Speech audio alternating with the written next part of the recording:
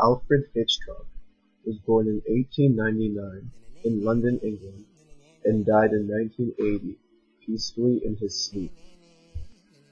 He grew up in a strict Catholic household, and his childhood was described as lonely and sheltered. Hitchcock attended Jesuit schools, which means he would have had a very high education. Hitchcock would go on to work on 10 films during the 1920s.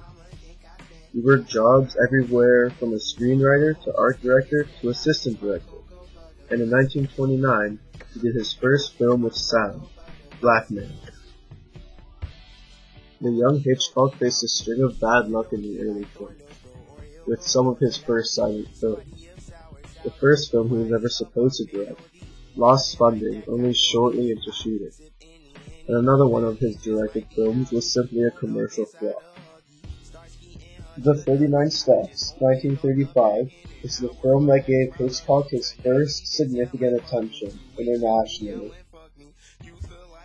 After his first commercial success, Alfred Hitchcock would move to Hollywood, signing a 7-year contract for a big producer of the time. For the first half of World War II, Hitchcock stayed in the United States and continued to make films.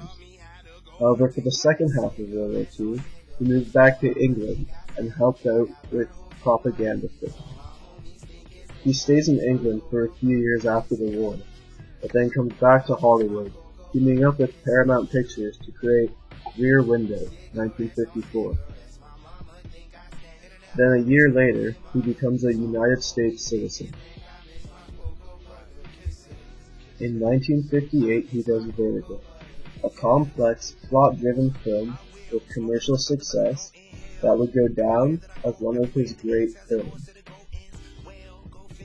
It is in this film we see the first ever use of the vertigo shot, a technique accomplished by panning in and zooming out simultaneously at the same speed.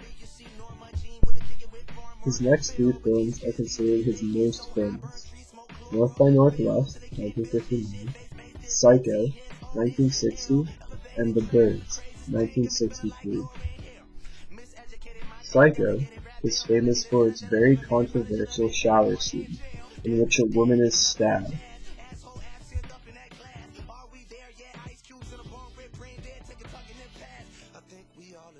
In this screenshot from Vertigo, the male lead once trusted the female lead, but now grows suspicious of who she really is, while the female lead once trusted the male lead, but now grows suspicious of where he takes her.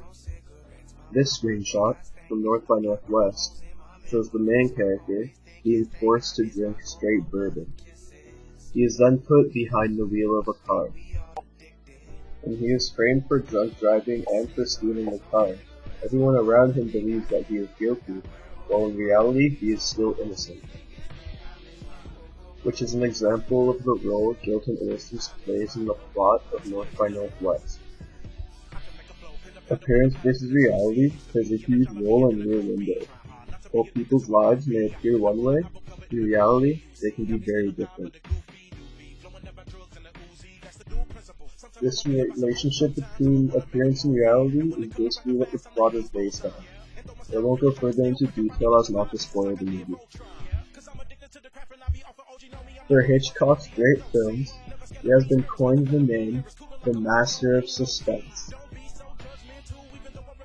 And in 1979, he won a Lifetime Achievement Award for his films, dying peacefully only a year later.